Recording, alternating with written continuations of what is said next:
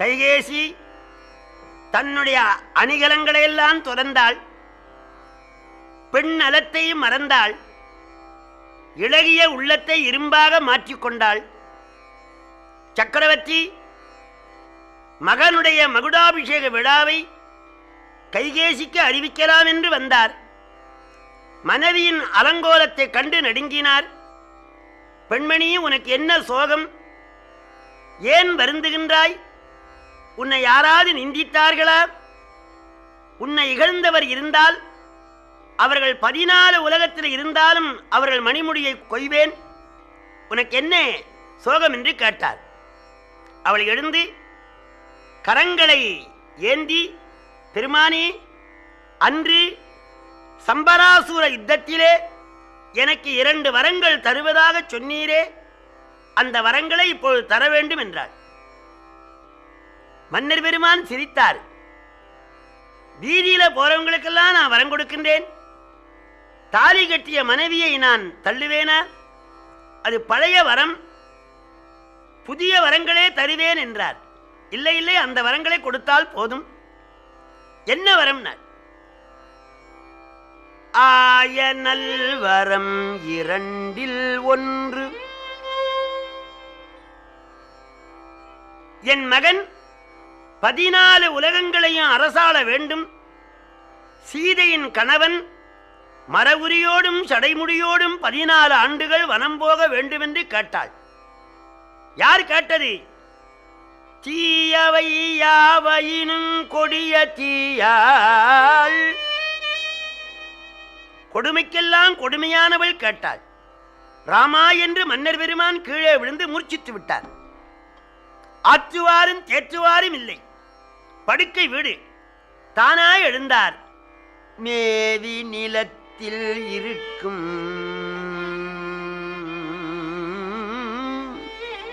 நிற்கும் வீழும் ஓவியம் ஒப்ப உயிர்ப்பு அடங்கி ஓயும் பாவியை பற்றி எத்த எண்ணும் ஆவி பதைக்க அலக்கண் எய்துகின்றான்.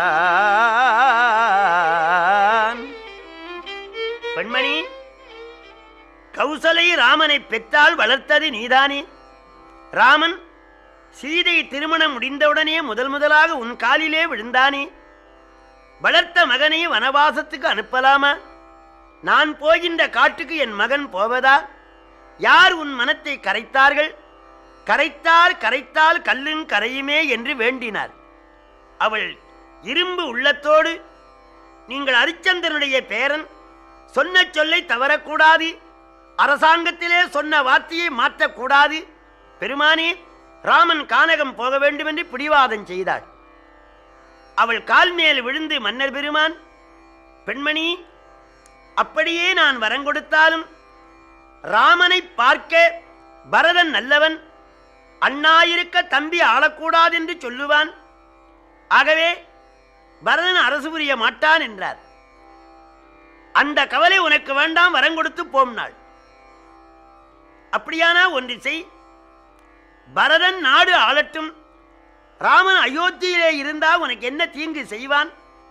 சரையு நதி கரை ஓரத்திலே ஒரு ஆசிரமத்திலே இருக்கட்டும் என்று வேண்டினார். அவள் பிடிவாதமாக வரம் கொடுக்கவில்லையானால் உயிரை விடுவேன் என்றாள். மன்னன் வரத்தை தந்து ராம ராம ராம ராம ராம ராம ராம் என்று மூர்ச்சித்து விட்டார். அங்கே அயோத்தியிலே எங்க பார்த்தாலும் பஜனைகள், அலங்காரங்கள், ஆடி பாடுகிறார்கள். மன்னன் வரவில்லை என்று சுமந்தரர் கைகேசி மாளிகையில் வந்து, அம்மா சக்கரவர்த்தி எங்கே என்றார். முடிசூட்டுகிற ராகவனை இங்கு அழை என்றார். பகவான் வந்து தாயார் காலில் விழுந்தார். மகனே, இப்பொழுது சக்கரவர்த்தி ஒரு கட்டளை இட்டிருக்கிறார். அம்மா, என்ன கட்டளை? ஆழி சூழ் உலகமெல்லாம் பரதனியாள நீ போய் தாழிரும் சடைகள் தாங்கி தாங்கரும் தவம் மேற்கொண்டு பூழி வெண்கானம் நன்னி புண்ணிய துறைகளாடி 7 ஆண்டில் வாவென்று இயம்பினன் அரசன் என்றாள். வேந்தன் என்று சொல்லாமல் அரசன் என்றாள். என்ன காரணம்? காலம் இல்லாதது அகாலம், ரசம் இல்லாதவன் அரசன். பெற்ற மகனை காட்டுக்கு அனுப்புவது ரசமான விஷயமா? அரசன் என்றாள். அப்பான்னு சொல்லலே, அப்பா என்ற மகன் கொஞ்சுவான். இது மன்னவன் கட்டளை, நீ நிறைவேற்ற வேண்டும் என்று பிரபு சம்மிதம் என்ற வகையிலே சக்கரவர்த்தி கட்டளையிட்டிருக்கின்றார். இயம்பினன், இனிமையாக சொன்னால் மொழிந்தான், விளக்கமாக சொன்னால் விளம்பினான், வகைப்படுத்தி சொன்னால் கூறினான், மேளம் போல ஓங்கி சொன்னால் இயம்பினான். இயம்னா மேளம். இயம்பினன் அரசன் என்றாள். என்ன சொன்னார்? ஆழி சூழ் உலகமெல்லாம் பரதனே. பரதனே என்று ஏன் சொன்னார்? ஏகாரம் பிரிநிலை. பரதன் ஆளேன்னு சொன்னார். பரதன் ஆளற்று நான் துணை செயலாளராக இருப்பேன் என்று ஒட்டுவார். ஆகவே பரதனே ஆளே. உலகம் என்று சொல்லாமல் கடல் சூழ்ந்த உலகம் என்றார். என்ன காரணம்? உலகம் என்று சொன்னால் உலகத்தை தம்பி ஆளட்டும், கடற்கரை ஓரமா நான் இருக்கிறேன் என்று சொல்லுவார் என்று ஆழி சூழ் உலகம் எல்லாம் பரதனியாள. இன்னொரு பொருள், நிலத்தை பார்க்க நீர் 3 மடங்கு அதிகம், கடல் சூழ்ந்த உலகம் ஒரு காலம் அழியும், அழிகின்ற உலகம் உனக்கு வேண்டாம், அழியாத முத்தி உலகத்துக்கு பாடுபடு என்ற அர்த்தத்தை வைத்து ஆழி சூழ் உலகமெல்லாம் பரதனியாள. நீ போய் தாழிரும் சடைகள் தாங்கி. மணிமுடியை கண்டு உலகமெல்லாம் வணங்க வேண்டிய அவசியமில்லை, சடைமுடியை கண்டு உலகமெல்லாம் தாழ்ந்து வணங்கும். ஆகவே தாழிரும் சடைகள் தாங்கி தாங்கரும் தவ நேர்கொண்டு பூழி வெண்கானம் நன்னி புண்ணிய துறைகளாடி 7 ஆண்டில் 14 என்றால் நீளமாகும் என்று அப்படி மடித்து 7 ஆண்டில் வா என்று இயம்பினன். கிராமங்களில் கிழவிகள் சொல்லுவார்கள், என் மகள் போன புதன்கிழமை ஸ்நானம் செய்தால் மருமகள் தீவளிக்கு ஸ்நானம் பண்றாள் என்று வேகமாக சொல்லுவார்கள். அதுபோலே 14 ஆண்டு என்றால் நீண்டு விடும் என்று 7 ஆண்டில் வா என்று இயம்பினன் அரசன் என்றாள். இதை கேட்ட பகவான் என்னவா மகிழ்ச்சி அடைந்தார். இப்பொழுது எம்மானோரால் இயம்புதற்கு எளிதோ, யாரும் செப்பாருங்குணத்தீராமன் திருமுகச் செவ்வி நோக்கில் ஒப்பது முன்பு பின்பு அவ்வாசகம் உணர கேட்ட அப்பொழுது அலர்ந்த செந்தாமரையினை வென்றது அம்மா. ஏன்? பதவி வில்லங்கத்தை தரவல்லது, கானகத்திலே சென்று தவஞ்செய்தால் பரகதி உண்டாகும் என்று எம்பெருமான் எண்ணி என்ன சொன்னார்? அம்மா, மன்னவன் பணி என்றாயில் நும் பணி மறுப்பனோ, என் பின்னவன் பெற்ற செல்வம் அடியனேன் பெற்றது அன்றோ. தந்தை காட்டிலும் தாய் சிறந்தவள், தாய் காட்டினால் தான் தந்தை தெரியும். மகனே, இவர்தான் உன் தந்தை என்று அம்மா சொன்னாதான் தெரியும், நம்பினால்தான் தெரியும். ஆகவே தாயை 9 ராத்திரி வணங்குகிறாள் நவராத்திரி, தந்தையை ஒரே இரவு வணங்குகிறாள் சிவராத்திரி. அன்னையும் பிதாவும் முன்னறி தெய்வம், மாத்ருதேவோ பவ, அப்புறம் பித்ருதேவோ பவ. அம்மா அப்பா சொல்ல வேணுமா? நீங்க சொன்னா போதாதா? மன்னவன் பணி அன்றாகில் பணி மறுப்பனோ, தாங்கள் சொன்னா நான் மறுப்பேனா? ராஜ்யம் யாருக்கு? என் பின்னவன் பெற்ற செல்வம் அடியனேன் பெற்றது அன்றோ. தம்பி வரதன் பெற்ற செல்வம் என்னுடைய செல்வம் அல்லவா என்பது ஒரு பொருள்.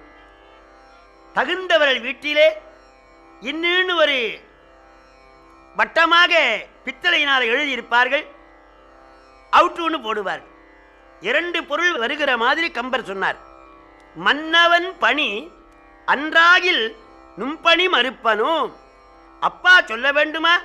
நீங்க சொன்னா போதாதா என்பது ஒரு பொருள். மற்றொன்று, 60,000 ஆண்டு தவஞ்செய்து என்னை வண்ணம் வண்ணமாக வளர்த்த தந்தை காடுபோடு சொல்லுவாரா? மரவுரி உடுத்து கல்லின் மேல படுத்து காய்கனி உண்டு மழை நாள் பனி நாள் காற்று நாள் என்று பாராவண்ணம் சடைமுடியோடு காடுபோ என்று அப்பா சொல்லுவாரா? மன்னவன் பணி அன்று ஆகில் நும்பணி மறுப்பனும். மற்றொன்று, என்னை காட்டிலும் பரதன் 1000 மடங்கு உயர்ந்தவன். நான் கல்லின் மேல் படுக்க அவன் பஞ்சு மெத்தையில படுப்பானா? நான் மரவுரி உடுக்க அவன் பட்டு உடுப்பானா? அண்ணனைப் போலே நானும் வனம் வருவேன் என்று என் தம்பியின் காடு வருவான், மரவுரி உடுப்பான். நீ வாங்கிய வரத்தாலே, நீ செய்த தந்திரத்தாலே என் பின்னவன் பெற்ற செல்வம் என்ன பெற்றான்? அடியேனேன் பெற்றது. இப்ப நான் எது பெற்றேனோ அதுதான் பரதன் பெற்றான். நீ என்னை கெடுக்கவில்லை, பரதனை கெடுத்து விட்டாய். போய் வருகிறேன் என்று பகவான் புறப்பட்டார். கௌசலையினிடத்திலே சென்று வணங்கி தகவலை சொன்னாள். அவள் மிகுந்த வேதனை அடைந்தாள். ஓ என்று கதறி அழுதாள். அந்த அழுகுரலை கேட்டு அயோத்தி மாநகரம் கவலை கடலிலே அழுந்தியது. அங்கே இளைய பெருமாள் வந்தார். அவர் ஆதிசேஷ அவதாரம். நானே லட்சுமணன் ஆனால் கொடுக்கின்றேன் ராமனுக்கு மகுடம். பேர் என்னோடு எதிர்கட்டும் குதிக்கட்டும் சித்திர கணையால் வென்று அத்தனை பேரையும் கொன்று நானே லட்சுமணன் ஆனால் கொடுக்கின்றேன் ராமனுக்கு மகுடம். அரசியலாயுது சிங்க குருளைக்கு இடும் தீஞ்சுவை ஊனை நாயின் வெங்கட்கடும் குட்டியை ஊட்ட விரும்பினாலும் கங்கைக்கு இறைவன் கடகக்கை புடைத்து நக்கான். கரங்களோடு கரங்களை தட்டி சிங்கம் இருக்கின்ற சிம்மாசனத்திலே நாய்க்குட்டி இருப்பதாம். கூருடன் ராஜ விழி விழிக்கிற போல் பட்டம் கொள்ளும பரதற்கு முடிசூட தரணியில் சர்க்கரையும் மாவும் சரியா எண்ணும் தசரதனும் கிடந்து மனம் பாட திரவி முன் பனி போல் என்னோடு எரித்த மன்னர் எவரும் பயந்து விருதுகள் போட அரசிட்ட சாமிக்கு தவசிட்ட நீலி மகன் ஆட்டுக்குட்டி போலோட கட்டு கைகையின் தள்ளாட நானே லட்சுமணன் ஆனால் கொடுக்கின்றேன் ராமனுக்கு மகுடம். அந்த வில்லோசை அயோத்தி மாநகரத்தை நடுங்க வைத்தது. ராஜ தர்பார்ல நடக்கு. அங்க பகவான் ஓடி வந்தார். தம்பி, இத்தனை கோபமும் நல்லாய் வந்தது ஏதடா தம்பி இது சொல்லாய்.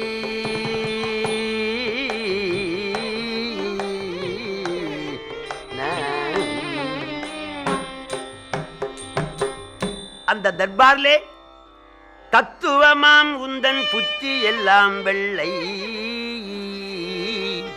தகப்பன் பேர் விளைக்கின்ற பிள்ளையல்லோ பிள்ளை. தம்பி, என்ன உனக்கு சீற்றம்?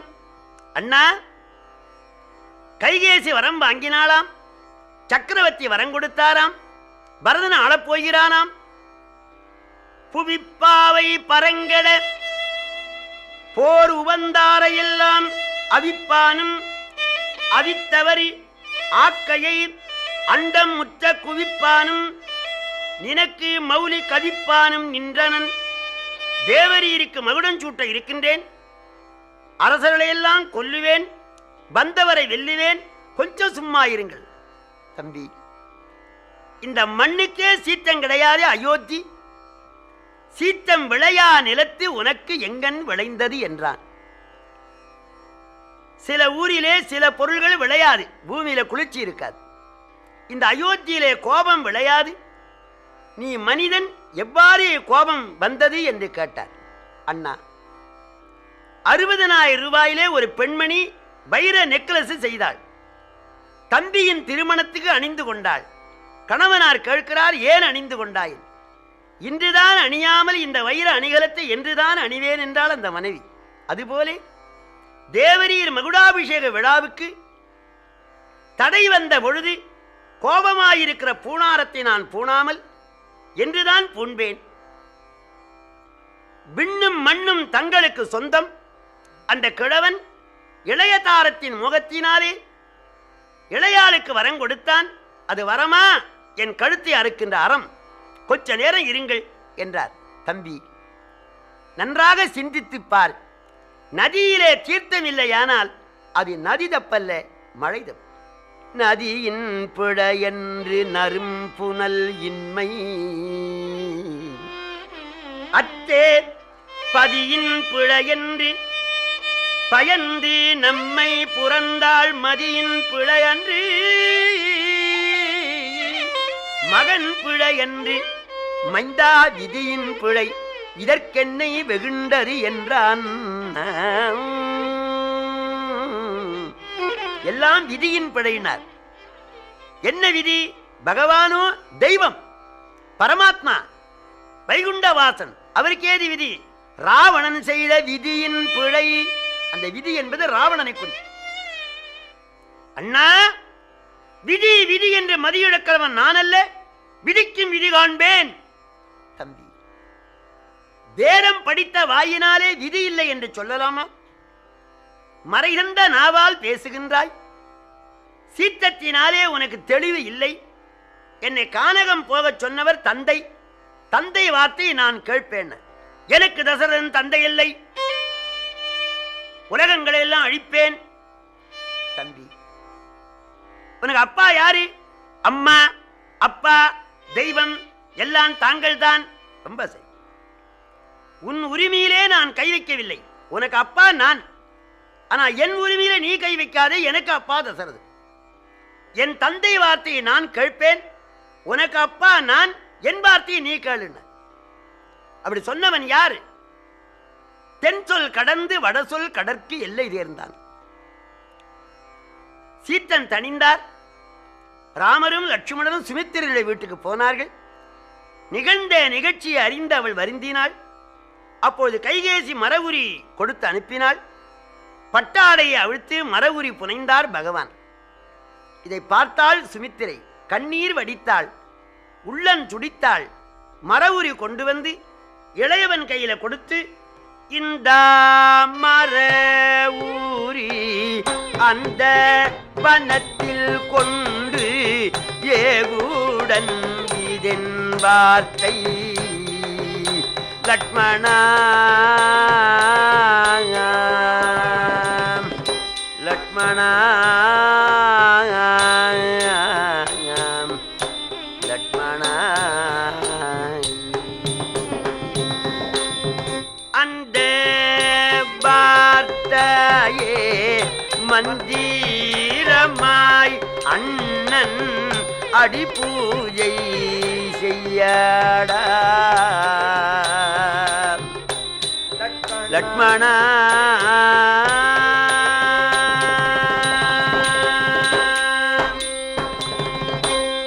இந்த மரவுரி அந்த வனத்தில் கொண்டு ஏகு உடன் இது என் வார்த்தை லட்சுமணா. மகனே, தந்தை சொல்லை நிறைவேற்ற ராமன் கானகம் போகின்றான். தாய் சொல்லை நிறைவேற்ற நீ அவன் உடன் செல்லு. ராமன் எந்த வார்த்தையை சொல்வானோ அதுதான் உனக்கு மந்திரம். அந்த வார்த்தையே மந்திரமாய் அண்ணன் அடி பூஜை செய்யடா லட்சுமணா. இப்பவும் தம்பிகள் அண்ணனுக்கு பூஜை செய்கிறார்கள். அடி பூஜை அங்கே செய்வது அடி பூஜை, திருவடி பூஜை. மகனே, பாத பூஜை செய்வதற்காக மட்டும் நீ கானகம் போவது சிறப்பன்று. வெம்பிய காட்டினில் அரக்கர் வந்தால் அண்ணன் முன்னே போய் நில்லடா லட்சுமணா. தம்பி உடையவன் படைக்கஞ்சான் என்னும் சொல் சாதித்து கொள்ளடா லட்சுமணா. மனைவி உடையான் விருந்து கஞ்சான், வாகனம் உடையான் வழிக்கு அஞ்சான், கல்வி உடையான் பேச்சுக்கு அஞ்சான், ஆடை உடையான் அவைக்கு அஞ்சான், தம்பி உடையவன் படைக்கு அஞ்சான். அது மட்டுமே. அம்மா பகைவரல் நிரம்பிய கானகத்துக்கு அனுப்புகின்றாளே என்று வருந்தாதே. மலை மேல் இருப்பவரை பன்றி பாய்வதுண்டோ, மயங்காதே தியங்காதே லட்சுமணா. அலையாடி புரண்டாலும் அண்ணன் இருக்க உன்னை ஆறால் என் செய்யலாம் லட்சுமணா. இன்று தொடங்கி உனக்கு தாய் சீதை, உனக்கு தந்தை ராமன். ராமன் எந்த கானகத்தில் இருப்பானோ அது அயோத்தி. தாயே சீதையாம் தகப்பனே ராமன், இந்த தலமே வனமடா லட்சுமணா. ஆயாசம் பாராதே எள்ளென்னும் எண்ணெயாக செய்து வாடா லட்சுமணா. அவன் பருத்தினா நீ புடவையை கொண்டு வந்து கொடுக்கணும், அவன் எள்ளென்றா எண்ணெயை கொடுக்கணும். போய் வா. பின்னே ஒரு வார்த்தை சொன்னாள். பின்னும் பகர்வாள் மகனே இவன் பின் செல், தம்பி என்னும் படிக்கு அன்று. தம்பி என்ற உறவு இன்று தொடங்கி இருக்கக்கூடாது, நீ ராமதாசன். அவன் அயோத்திக்கு வந்தால் வா, இல்லையானால் அவனுக்கு முந்து இறந்து போன்னு சொன்னான். பகவான் சீதையினிடத்திலே சொல்ல பிராட்டியார் கணவனாரோடு புறப்பட ஆயத்தமானாள். அவள் திருமாங்கலின் தவிர எல்லா அணிகலங்களையும் தொடர்ந்து ராமன், சீதை, லட்சுமணன் ஆகிய மூவருமாக வனவாசத்துக்கு புறப்பட்டார்கள். ஆவும் அழுத அதன் கன்று அழுத, அன்று அலர்ந்த பூவும் அழுத, புனல் புல்லழுத, சராச்சரங்களெல்லாம் அழுதன. இவ்வாறு எம்பெருமான் தேரிலே ஏறி 16 மைல்கள் சென்று ஒரு நதி தீரத்திலே தங்கினார். நீராடி நித்திய கர்ம அனுஷ்டானங்களை செய்தார் என்று சொல்லி இந்த அளவில் பூர்த்தி பண்ணுகின்றேன். உருவாய் அருவாய் உளதாய் இளதாய் மறுவாய் மலராய் மணியாய் ஒளியாய் கருவாய் உயிராய் கதியாய் விதியாய் குருவாய் வருவாய் அருள்வாய் குகனே.